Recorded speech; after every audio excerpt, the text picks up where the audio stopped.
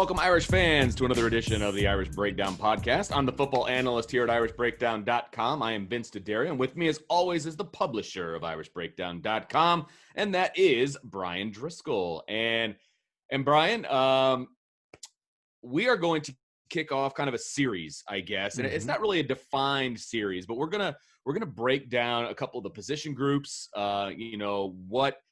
What they look like now, what they will potentially look like in the future. I know we're going to do kind of a superlatives podcast where we're going to hand out some awards for the 2020 season. We'll break down the offense. We'll break down the defense. We got all kinds of stuff coming at you. We got a lot more ideas for podcasts at the moment. So we will see how that goes. But a lot of good stuff coming. We're excited about it. But today, we're going to kind of kick things off with the most important / scrutinized / whatever else you want to fit in here. As a former quarterback, as a player and a coach, you could have just ended with most important. So I'm sure that's true. Yeah, we could have just left that's it there. true. Well, yeah, we're gonna talk about the Notre Dame quarterback position and what it looks like today, and what it may look like in the spring, and then in the fall, and then again when we get to September 5th, when Notre Dame is going to be down in Tallahassee, Florida, taking on Florida State. And it's a good question as to what they're going to see on the other side of the field. But that's a whole other conversation for another podcast. But so we're gonna dive into quarterbacks. This is the most uncertain, I guess is the best word for it, Bryan. The most uncertain that we have been, or that the coaching staff has been in the quarterback position since Brian Kelly took over a decade ago. I mean, yeah, I think the last time there was this much uncertainty at quarterback was 2007 when Jimmy Clausen was a freshman. And the reason I say uncertain is there have been question marks going into the season at quarterback plenty of times. 2010. Dane Chris was the clear starter, but 2011, there was the battle between Chris and Reese. So you weren't sure who the starter was going to be, but you had two guys that had played in one football games. Exactly. 2012, you had Tommy Reese as the returning starter. He gets suspended. Everett Golson steps in and plays well. So you at least had a starter you could rely on. And if he got beat out by the younger, more talented guy, then so be it. That's part of the deal. 2013, it was Tommy Reese's job. 2014, it was Everett Golson's job. 2015, it was Malik Zair's job. He gets hurt. Sean Kaiser steps in. 2016, it's a battle between Deshaun Kaiser and Malik Zaire. Two guys that have started games and played and won games. 2017 was Brandon Wimbush's job. 2018 was Brandon Wimbush's job till he got beat out by Ian Book. And then, of course, it's been Ian Book's job ever since. So there was never a great deal of uncertainty in regards to we don't know what to expect. It was who's going to start, but you at least had some sort of track record with the starters. Right. Even with Malik Zaire, who didn't play a ton the year before, he did start against LSU in the bowl game and played well and showed himself to be capable, came off the bench against USC late that year and did some nice things. So there was at least you kind of knew who it was. And he started at North Carolina, right? Who, Malik? Oh, I'm sorry. You're thinking of Ian Book. I thought you were talking about Ian Book. I apologize. No, it's okay. And we'd seen Ian Book that year multiple times too. Right. Came off the bench against LSU the year before. So, but again, 2018 it was Brandon Wimbush's job unless Ian Book beat him out. You knew what was in contention.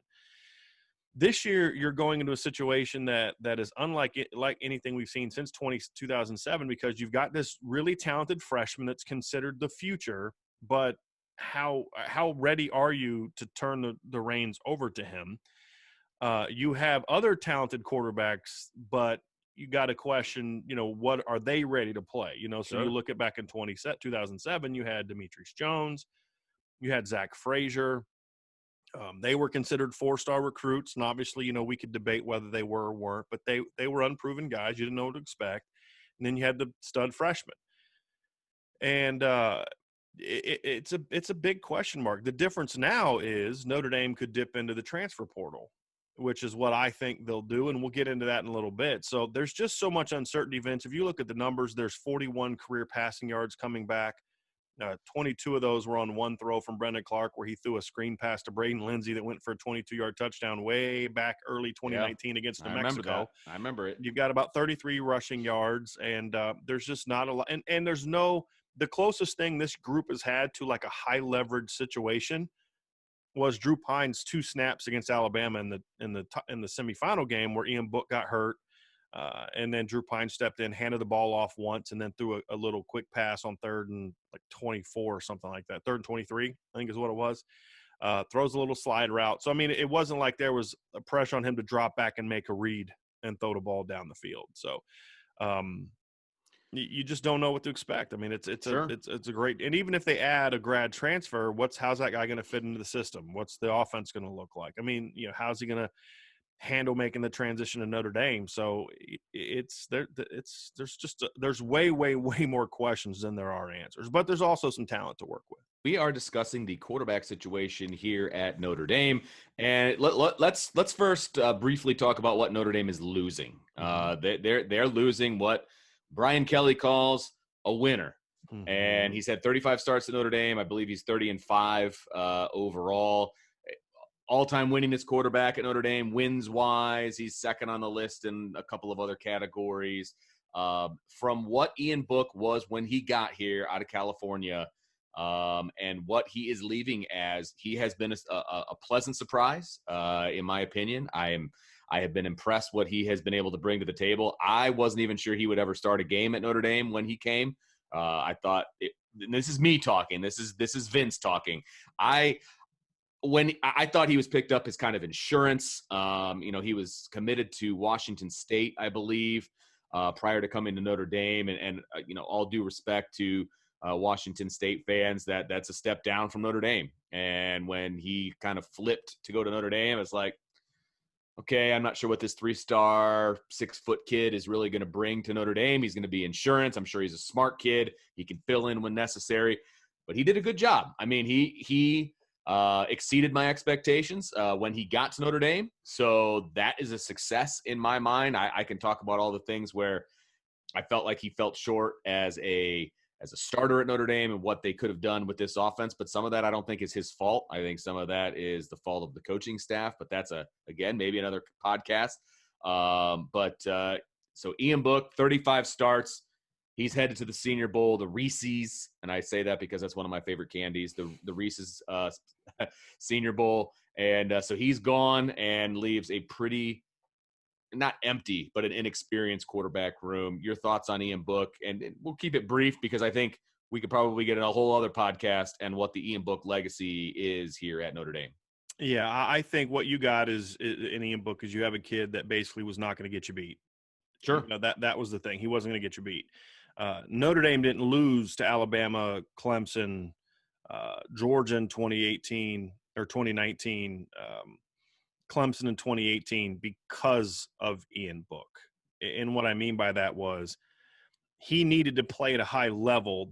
Those weren't games they were going to win, but then his play is the reason they lost. It was, can he play well enough to give you a chance to win? And he didn't in most of those cases. The only game that I really felt like they lost because of Ian Book was the Michigan game last year. And that happens to just about every quarterback.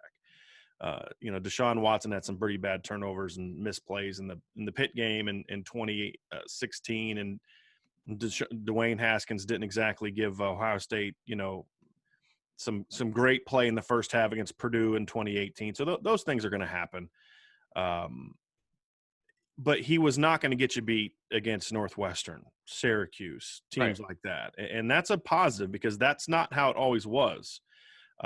If you go back to pre-2017, the problem for Notre Dame was that it wasn't that they lost to the Oklahomas and the Stanfords and when Michigan was good. It was the Michigan State. They lost to a really good Michigan State team in 2010.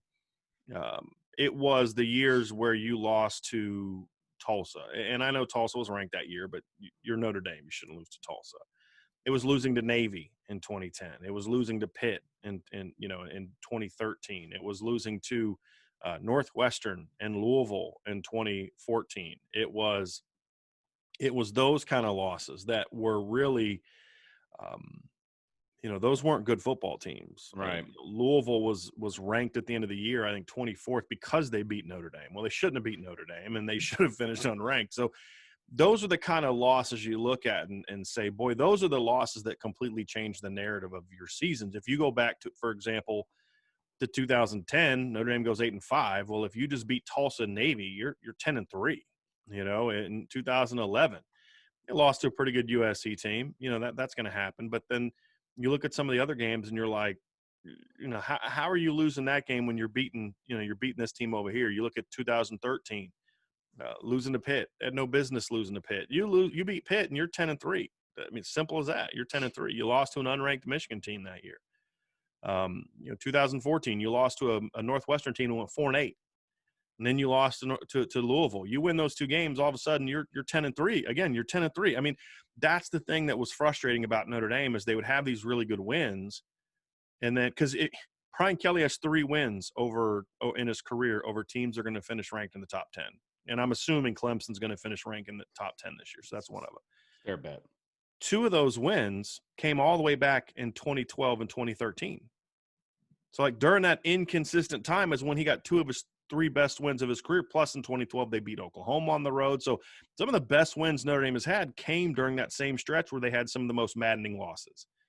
With Ian Book as your quarterback, you weren't losing those games. You weren't losing to Northwestern. You weren't losing to Syracuse. You weren't losing to Tulsa. Because number one, he wasn't going to make the mistakes, but also Ian Book made a lot of plays in those games. Yeah, absolutely. You know, and I think of, you know, the one thing that I always respect about Ian Book is he never allowed his own mistakes. Like his big issue was he was afraid to make a mistake, but he never let the mistakes he did make rattle him. And I think to the Northwestern game in 2018, what did Ian Book do on the first possession of that game? That was a ranked Northwestern team played in the Big Ten title game. He fumbled the ball, gave it to Northwestern. And then in the fourth quarter, Northwestern blocks a punt and goes down, and all of a sudden it's a 24-21 ball game. What does Ian Book do? Leads the offense right down the field for a touchdown to put the game away. There's a lot of games like that. And you know, to where he was going to make the plays that you needed to make to go win a game. And I think he deserves a lot of credit for that. You knew what you were going to get at the minimum from Ian Book in those games. Going into next year, you have no idea what you're going to get from any of the quarterbacks. Now, maybe maybe one of them steps up and they're better than Ian Book. I have no idea. Maybe, you know, one of them steps up and you know, is a little bit inconsistent, and maybe they lose to Purdue, but then they go out and beat, you know, a team that they're not supposed to beat because he plays well at that time. So we just really don't know what to expect, and that's the big question mark. So Notre Dame has a decision to make here, Brian. They're going to have to decide whether they want to go, you know, stick with the guys that they've got in the quarterback room right now or that are arriving to the quarterback room in January, or are they going to go into the transfer portal and see what's out there? That's what Notre Dame has on their plate right now. What are they going to do with this quarterback decision? Or both. Yeah, for that matter, or both. What are your thoughts on that? Well, for me, I think Notre Dame's going to go get a grad transfer. And honestly, I think there's merit to I think they need to get a grad transfer. I think that grad transfer needs to be brought in at the very least for depth, because, you know, one of the big question marks that we have about the quarterback depth chart is Brendan Clark going to be healthy enough to go into the spring and compete for the position? And then if he misses that valuable time, how ready is he going to be to really battle legitimately for the starting job in the fall?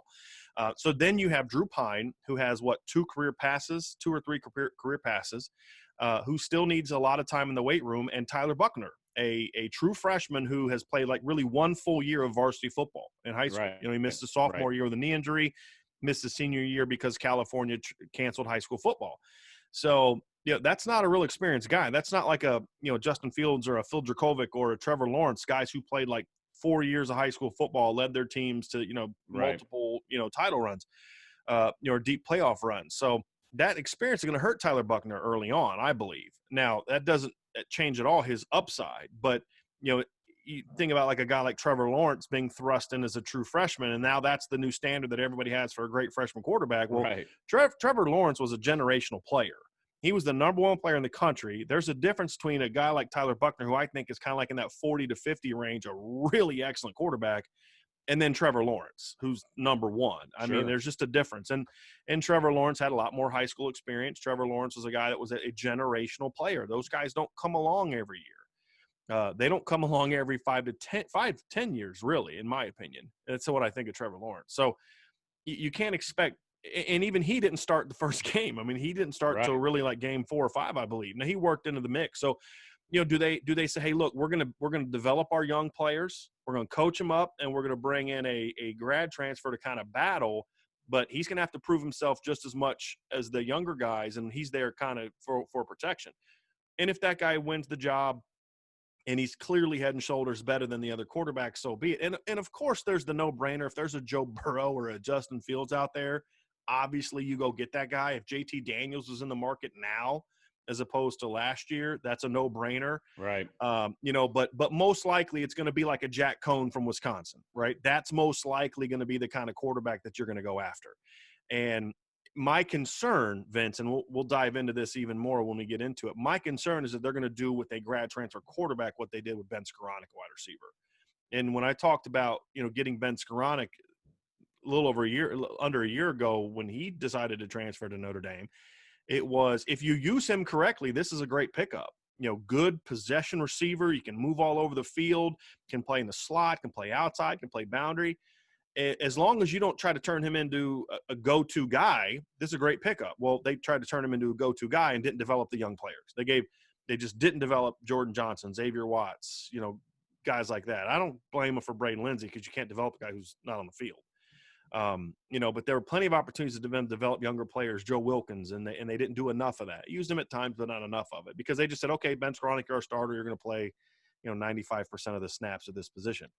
That would be my big concern is if you lose a full another year of development with a grad transfer, that's problematic unless you can somehow have it be a guy that maybe has 2 years left and you think there's some upside. Because, remember, Joe Burrow didn't become Joe Burrow till his second year as a starter. LSU. Yeah, right. Now, part of that was system. They changed systems, but still, you don't go from 19 touchdowns to 60 just because of system. Joe Burrow developed as a player as well. And it was that year of going through the SEC battles as the starter that then prepared him to do that a year later. So there's that aspect of it. But my big concern, Vince, is if you just do this and you kind of just automatically insert that guy in the starting lineup and then don't develop your younger players, that's a problem for me. And that's my concern because we've seen that with Notre Dame. We've seen Brian Kelly be very hesitant to put backup quarterbacks in the game. I mean, when you consider the fact that Notre Dame played, it's either as many or more teams that had a losing record this year than they played teams with a winning record. And two of those teams with a winning record were 6-5. It's inexcusable that your quarterbacks only got into like 2-3 games. Right. And unfortunately for Brendan Clark, 2 of those games were games he was out. Well, one was COVID, one with the knee injury. Right. So, that's problematic. And that's the coaching staff's put them in a bad spot, and they're going to have to find a way to bring in a veteran, but also groom the young guys and not just take the easy route, which is to take an experienced, low ceiling player and just say, hey, you're the guy, and then hopefully we can get Tyler Buckner developed. That's a disservice to Drew Pine, Brendan Clark, and Tyler Buckner, in my opinion. So if they let's talk pros and cons here with the internal candidates, right? With the 3 guys that are in-house. Let's talk about the pros and cons. What the upside of going with one of those guys and the downside of going with one of those guys. Personally, this is the perfect year to put a guy in that doesn't have a ton of experience, in my opinion, because if you look at the schedule that Notre Dame is going to have, it's a very manageable schedule this coming year. And 2 years from now, the 22 schedule is a beast. And so for me personally, that's not the year I want a first-year starter. Correct. I want a first-year starter this coming year. And look, you're going to take your lumps a little bit, of course. Are you going to go undefeated with one of these guys? Probably not. But I mean, you never know. But probably not. But I mean, if you're being realistic and you're taking the truth serum, you're not really competing for a national championship next year. Whoever is behind center. It's Maybe just I'm that wrong. perfect. It would be a surprise. I mean, it's kind of like I wrote an article, Vince, at irishbreakdown.com where I said, this is the perfect time to make a big offensive change that's needed because you do lose 4 starting offensive linemen. And you are losing your 35-game starter at quarterback. You are losing your 2 top pass catchers on the outside. Yep. You're losing your defensive coordinator. You're losing your all but one of your best players on defense. no one's expecting Notre Dame to win a national championship next year. If Notre Dame goes 10-2 next year, I'm going to say that's a quality season, depending on some other factors. But I mean, that's not the expectation when we talk about competing for championships being the standard. It's not that you're supposed to win every single year, and when you don't win, it's a failure. Right. It's about are you competing for championships on a consistent basis? But sometimes you're going to get into those perfect scenarios where you lose a mess of starters, and your goal isn't to necessarily go 12-0 and beat Alabama and Clemson, Ohio State. It's prepare yourself this season to be as good as you can be, that then vaults you into next season. And let's say they get a Jack Cohn, and Jack Cohn has 2 years of eligibility because, I have to do more research on this, but I believe he'd have 2 years of eligibility. Is Jack Cohn really going to move the needle and have you beat Clemson and Ohio State in 2022? Or, you know what I mean? Like, no, the guys on your roster that have a chance to have the upside to beat those teams are Drew Pine and, in my opinion, Tyler Buckner. Mm-hmm. Tyler Buckner, because of his God-given ability. Drew Pine has it with his traits if they're willing to make changes to the system. So you have those guys. So if you bring in a Jack Cohn and you want to start him because you don't want to throw Drew Pine into the mix right away, and this kind of will dive into your question, Vince. We'll start with Drew Pine. I like Drew Pine a lot more than most people, and people like to focus on he's not very big and he doesn't have a cannon for an arm. Well, I think his arm's better than some people think, but it's not a great arm. It's about where Ian Book's was as a high school player. He reminds me a lot of Ian Book coming out of high school. Ian was a lot better, more athletic than Drew is, but Drew can manage the pocket. He's got a great release. And in high school, he didn't show me some of the same concerns I had about Ian Book when it came to timing and anticipation. Those are strengths of Drew Pine. So if you run an offense that becomes RPOs, quick game, going through progressions, getting the ball downfield that way, that's right up Drew Pine's wheelhouse. The problem that you're going to have with Drew Pine in 2021 is I think he's probably still a year away physically from being able to play 65 snaps a game and take that pounding. Now, we don't really – I mean, I don't yet know how he's going to develop this offseason. The good thing for him is he did have last spring to get into the playbook, but the problem is because of COVID, they all got sent home in March. Right. So he missed March, April, May of what would have been on-campus weight training. Sure. That hurts him.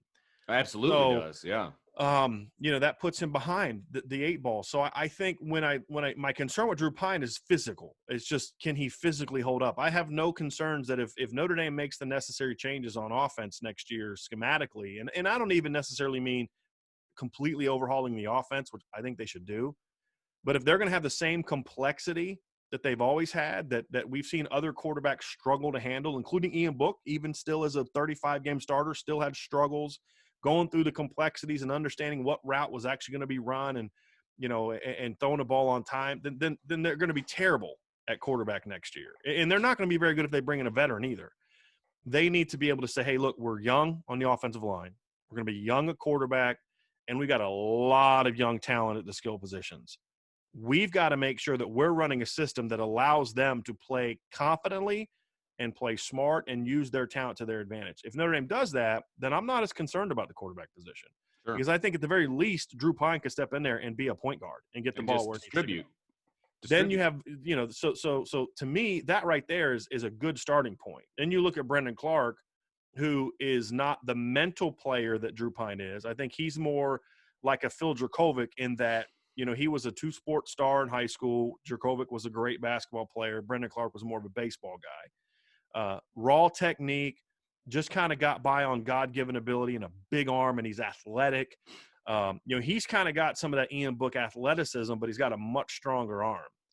The issue with Brendan Clark is, and Vince, you've seen this firsthand, the ball comes out of his hand as good as any quarterback we've seen since, I would say, Everett. Just as far as how it looks. He spins it better than anybody that was on the roster, no doubt. And that includes when Phil Dracovic was here. Now, Again, Phil Dracovic's a better quarterback, but, Phil's kind of got some Peyton Manning in him. I'm not saying Peyton Manning didn't throw a ton of spirals. Where's my Twitter? I'm tweeting that. You just compared him to Peyton John Manning. Elway was that way. We've seen that. We've seen other quarterbacks that just don't throw a ton of spirals. And Phil, especially at Notre Dame, didn't throw a ton of spirals. I'm talking about just how the ball aesthetically looked. Everett Golson threw the ball out of his hand as good as anybody Notre Dame's had under Brian Kelly. Jimmy Clausen it was like quarterback tape watching him throw the football. Brendan Clark, when the ball comes out of his hand, it's a beautiful thing. Yeah. And it's a powerful thing. Yeah. The problem is, like, man, did you see how beautiful that pass was? It landed 15 feet away from any receiver, but it looked good. Looked great. Looked great going 10 feet over the guy's head. And we saw that in high school. I remember breaking down his state championship game, Vince. And there was I think it was a post route. He threw a post route like over top of 3 guys just on a dime in the back of the end zone. And I'm like, oh my, that's a great throw. But he also had like 2 or 3 hitch routes that he threw into the stands. And they weren't like guys were covered. I mean, it just sailed on him, because he still has that baseball stride, that long pitcher stride. You don't want that as a quarterback. So he's still got a lot to learn. And the fact that he didn't play at all this year, I mean, he played like one game. I think he got into, the Pitt game. Okay. He got into the Pitt game. And I think that's it. He has no experience, and I don't know how much he was able to kind of really be developed this year with the way that Notre Dame has always run the quarterback room, which is the starter gets most of the attention. Yeah. And, the backup is not developed the way that he should. We saw that with Phil Dracovic. We've seen that with other guys. And so, and that's one thing where I think the previous offensive coordinator did a good job of early on was he wasn't afraid to get Ian Book in there early in blowouts and let him throw the ball. Let him run the ball. That was a positive. You need to do that, and they didn't do that this year. And part of that was because they didn't blow teams away the way they should have. Duke gave up almost 40 points a game this year. Notre Dame only scored 27, and they didn't pull away till late. Georgia Tech's another game. They didn't. That's a game your backup quarterback should have been in the game late third quarter, but you couldn't because the game was still too close. Yeah. There was a lot of games like that this year where the backup should have got in a lot earlier, but the offense didn't do what they needed to do to put them away. So that hurt. But Brendan Clark and Drew Pine could not be more polar opposites as prospects. And that's kind of where you get into some of the challenge, Vince, which is how you develop one offense for 2 quarterbacks that could not be more different. Right. And that's where you get Tyler Buckner, the freshman he's sort of the combination of the 2. Sure. He's got a big arm. He's very athletic. Kid rushed for over 1,600 yards as a junior in high school. At one time, I believe, was committed to Michigan for lacrosse as an 8th grader. If he wanted to be, he'd be one of the nation's best lacrosse players. So this is an athlete, but he also spins it really well. Now, what I don't know is has he got rid of that funky throwing motion that we saw this past summer? I don't know the answer to that. We've seen what has happened when stud quarterbacks mess with their throwing motion. We saw that with Phil Dracovic early on at Notre Dame. A couple sentences on this one. If you're a college coach, are you messing with his delivery, or since you know that he can spin it and get it out where it needs to be, are you just going to let him look funky? I don't think this one's on Notre Dame. I don't think he changed it because Notre Dame asked him to. I don't think that's the case. I think that he's got a quarterback's coach for whatever. Maybe there's an injury that we don't know about that's forced him to do this, but I would want him to get back to what he was. Okay. That's what I would want to do because motion. So you're saying he changed from what he was junior year to the offseason. Correct. He's different now in a bad way. Correct. He's got like this low release and the ball kind of naturally has like an upward trajectory and it's really quick, but it's really weird. The ball doesn't jump out of his hand the way it did.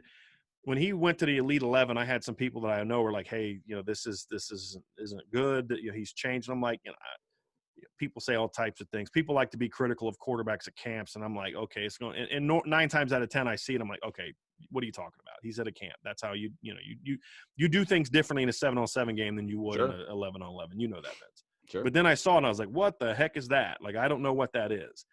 And the fact is the ball didn't come out of his hand as clean. Now, the other part of that is I would fix it unless when he shows up, he's throwing well with it. So if it's no longer altering how he throws the ball, then I probably wouldn't mess with it. As long as he can be accurate, throw the ball downfield. And because that goes back to my original stance on quarterbacks is as long as the guy can do what you need him to do, I don't care what it looks like. If he can get it out quickly, if he can get it out on time, if he can get it out with accuracy, I don't care what his throwing motion looks like. Right. I just care that it gets where it needs to get to when it needs to get there and you're making plays. Yeah. So if he's doing that with his new motion and he's just kind of gotten used to it and he can still be a great thrower, I wouldn't mess with it. But that's not what we saw from him during the Elite 11. So is it an even race for these 3 coming out of or going into spring ball or whatever? I mean, in your eyes? I don't. I mean, to me, it should be. They had You pretty know, I much mean, look, equal playing time. I don't want to play Tyler Buckner in the first game of the year as a starter. I don't, because I just don't like playing freshman quarterbacks at a place like Notre Dame that early. I would rather you rotate him in and then let him earn it. And that's what Clemson did, a smart thing with Trevor Lawrence. Is everybody knew during fall camp of that year in 2018 that Trevor Lawrence was a better player than Kelly Bryant. Right. Kelly Bryant had earned a right to kind of, he took him to the playoff the year before. He'd earned the right to be the starter, but they would rotate Trevor Lawrence in, which takes pressure off of him. And then when he proved to be ready to take over, they put him in the starting lineup. It is so much easier to do that with a freshman than to start him. He falters and fails, and then you got to take him out. What does that do to his psyche? Sure. No, absolutely. Whereas if he proves not ready to play as a, I got in the third series, it's much less impactful on his psyche to say, hey, we got you some work, and now we're gonna go with our guy. Gotcha. That's not benching a guy. That's just limiting the role that he had.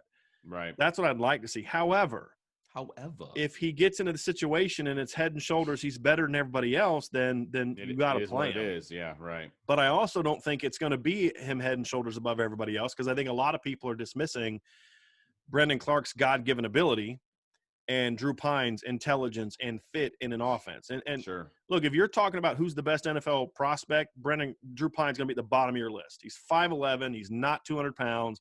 He's not overly athletic. He doesn't have a big NFL arm. He's accurate. This isn't the NFL. This is college football. And there are offenses where Drew Pine could be a really good college quarterback. Right. Is that going to be 2021? Is he going to be ready to do it then? I don't know. And that's the big question mark is, how patient are you going to be as a coaching staff with these guys? But the other part of it is, Vince, if you continue to do what you do, and that's Brian Kelly's big thing, we are who we are, we're going to do what we do. If you do that next year, you're going to fail. If you are willing to be smart and adapt and use this as a, hey, look, we're going to bring RPOs back. We're going to become a modern offense. We're going to get back to who we are. And I wrote an article today at irishbreakdown.com where I talked about Brian, to move forward and come into the modern game, Brian Kelly needs to look backwards. And then he looks back to his time at Grand Valley State. In the 2 years where Grand Valley was the best, it was 01 and 02. In 01, they would have won a national championship if their starting quarterback doesn't get hurt in the second round of the playoff, Kurt Ames. Before he got hurt, they were averaging 56.7 points per game. Jeez. Over the 2 year span of 01 and 02, they averaged, I think it was off the top of my head, it was like 51.5 points per game. They were over 500 yards of offense. They were over 200 yards rushing as well. So it's not like I'm saying abandon the run. No, you've got a great rushing operation going. Keep that up. But now add some explosiveness, RPOs, getting the ball outside. Sure. Do the things that Alabama did, because you're going to have weapons to do that with. And that is, RPOs, quick game,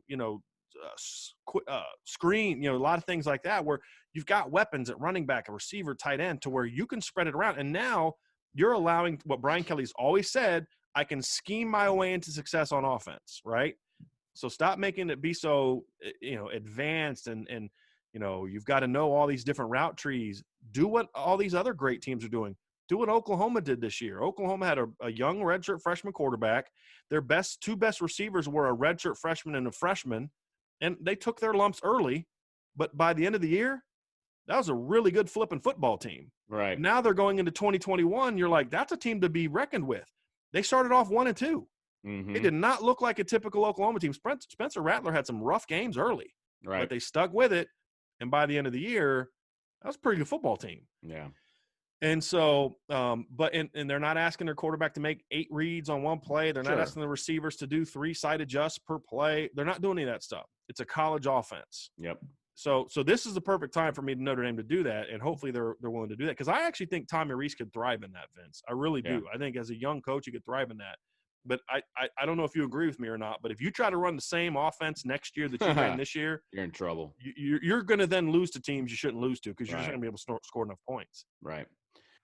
So the other scenario, Brian, that we need to talk about is the transfer portal and the infamous transfer portal. And I'm we're not used to talking about the transfer portal when it comes to quarterbacks at Notre Dame. We're used to them leaving. We're not used to them coming. And so that's an interesting scenario for this 2021 Notre Dame football team. Give me your thoughts, just pros and cons of Notre Dame hitting up the transfer portal for this particular quarterback room. And I think let's just talk about who it is. And that's, we think, from everything I've been told, Jack Cohn from Wisconsin is going to be the guy that Notre Dame targets. And why is he the target? And you had mentioned this off the air to me, that he has some familiarity with Notre Dame. Yeah, well, first of all, he's experienced. He started a couple years at Wisconsin. He was beat out this past year by Graham Wirtz, and I don't know if he was healthy either, but that's number one. Brian Kelly's always going to go for the veteran. He loves experience, baby. But also, he was committed to Notre Dame as a lacrosse player. Right. Before he hit a little bit of a growth spurt and really became a top prospect as a quarterback. So, right. Very familiar with Notre Dame, been to Notre Dame. He's a guy that, to me, is sort of what Kelly looks for. He's a game manager. He can make enough throws to keep teams honest, but not really a guy that's going to go out there and win you big games. Sure. Yeah, right. But he's not going to get you beat against those other teams either. He's a less mobile but slightly better passer. Doesn't have the army in book has, but better passer. I think he'll take more chances. He's a little better at reading and processing coverages and things like that. Okay. Than Ian Book was, but very similar in overall impact of what he can do upside wise. Just different way of going about getting to that level. Gotcha. Okay. So the good thing about bringing in a guy like that is, number one, you're bringing in some experience. So if the young players aren't ready, and that's something fans have to understand, there's a chance that Brian Kelly starts a guy like Jack Cohn this year, because that's the only way they're going to win games. Because what you can't do is start a young guy, and you said take your lumps, Vince, which is true, but take your lumps can't mean 4-8.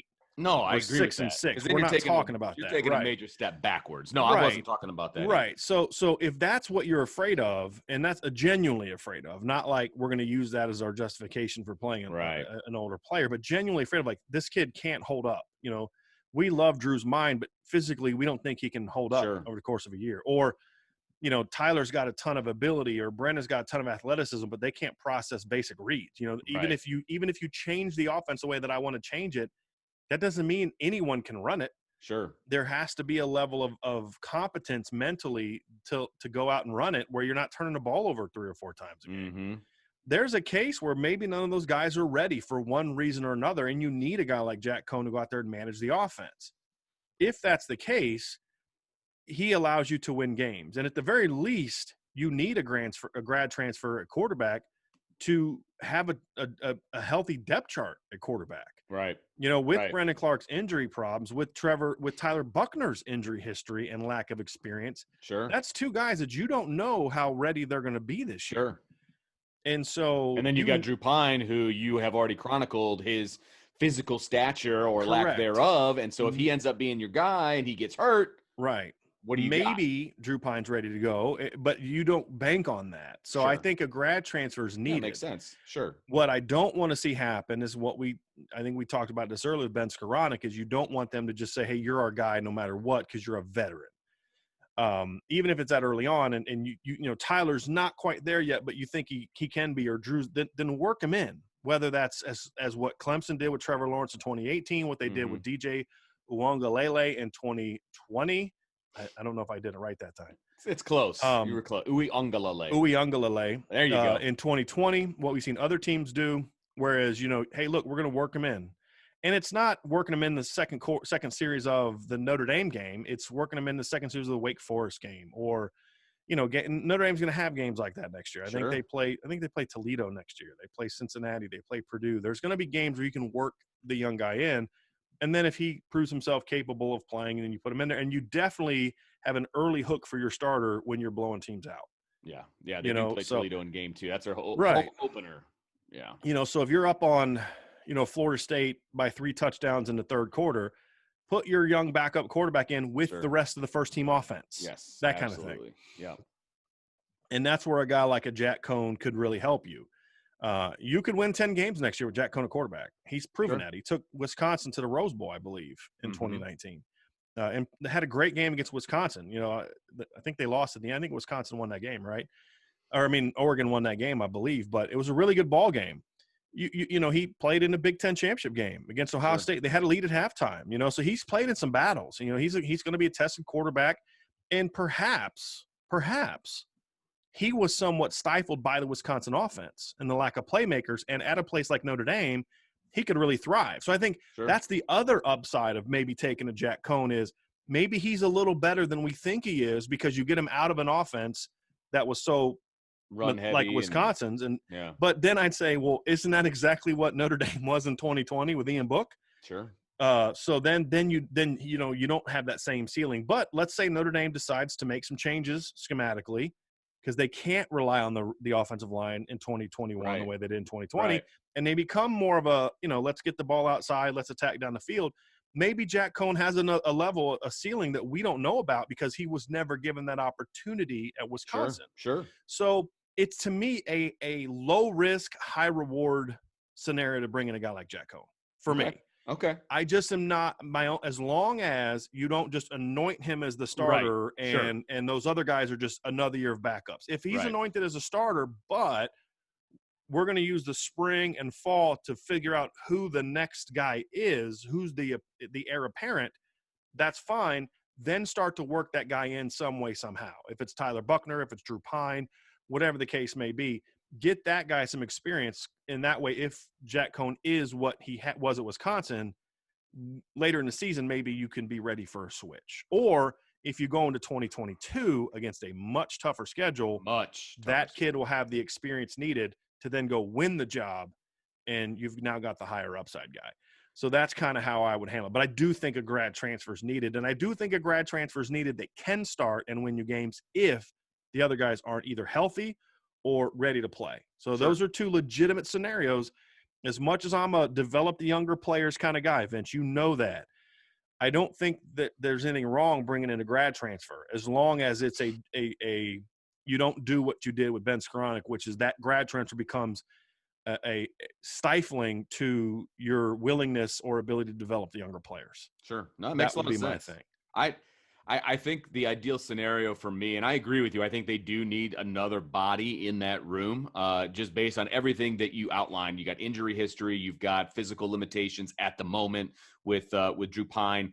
I think having another body in the room is really important. I'm worried that he's going to be anointed the starter, and there's not going to be a competition, and they're going to forget about those other guys that are in the quarterback room, and they're going to spend all their time trying to get the new guy in, and whether that's Jack Cohn or somebody else, you know, that worries me.